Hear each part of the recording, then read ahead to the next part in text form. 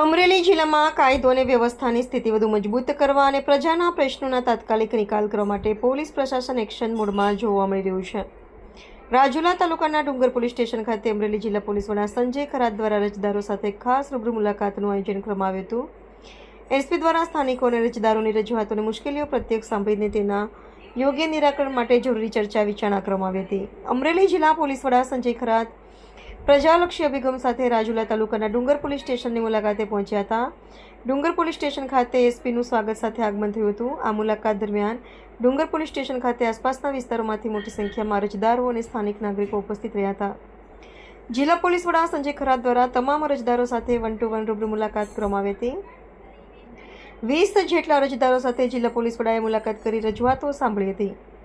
એસપીએ અરજદારોની વિવિધ પ્રકારની રજૂઆતો, પ્રશ્નો અને પોલીસ વહીવટને લગતી કોઈપણ પડતી મુશ્કેલીઓ અંગે ખૂબ જ શાંતિપૂર્વક સાંભળ્યું હતું. ડીવાયએસપી, પીઆઈ, પીએસઆઈ ઉપસ્થિત રહ્યા હતા. કાયદો અને વ્યવસ્થા જળવાઈ રહે તેમજ સામાન્ય જનતાને ન્યાય મળે તે હેતુથી એસપીએ સ્થળ પર જ જરૂરી માર્ગદર્શન અને ચર્ચા કરી હતી. આ સાથે જિલ્લા પોલીસ વડાએ નવનિર્મિત બની રહેલા ડુંગર પોલીસ સ્ટેશનની મુલાકાત લેવામાં આવી હતી. પોલીસ અને પ્રજા વચ્ચેનો સમન્વય વધારવાના આ સરાહનીય પ્રયાસને સ્થાનિક લોકોએ આવકાર્યો હતો. સંવાદદાતા ઇરફાન પરમાર, રાજુલા.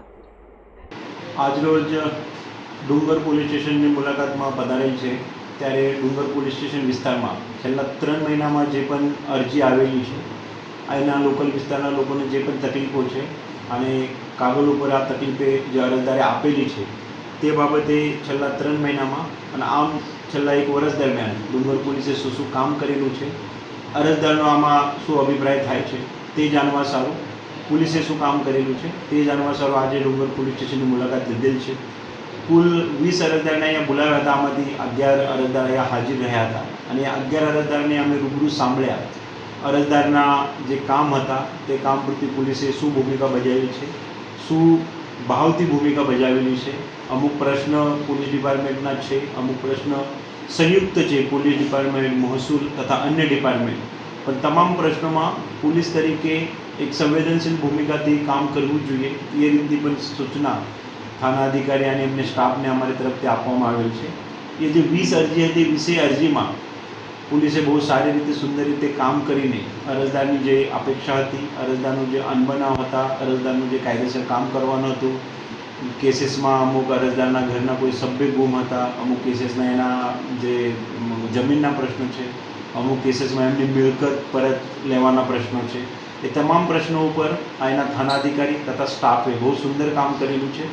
બિલકુલ નિષ્પક્ષ રીતે એ બાબતે અરજદાર તરફથી પ્રતિભાવ પણ મળેલું છે.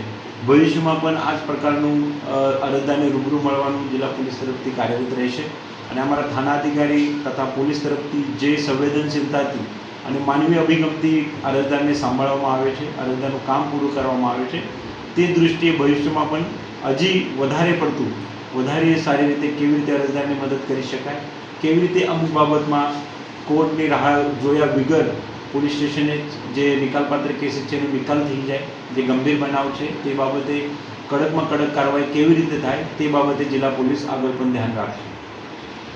નમસ્તે મિત્રો, હું છું ચાંદની પરમાર.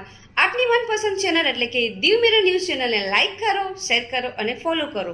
અને હા, તેમાં દરરોજ તાજા સમાચાર જોવાનું ભૂલશો નહીં. નમસ્કાર દર્શક મિત્રો, હું છું પાયલ બામભણિયા. આજના મુખ્ય સમાચાર, દેશ વિદેશ, ગુજરાત રાજ્યના તાજા બ્રેકિંગ સમાચાર નિહાળો દીવ મિરર ન્યૂઝ ચેનલ પર દરરોજ રેગ્યુલર.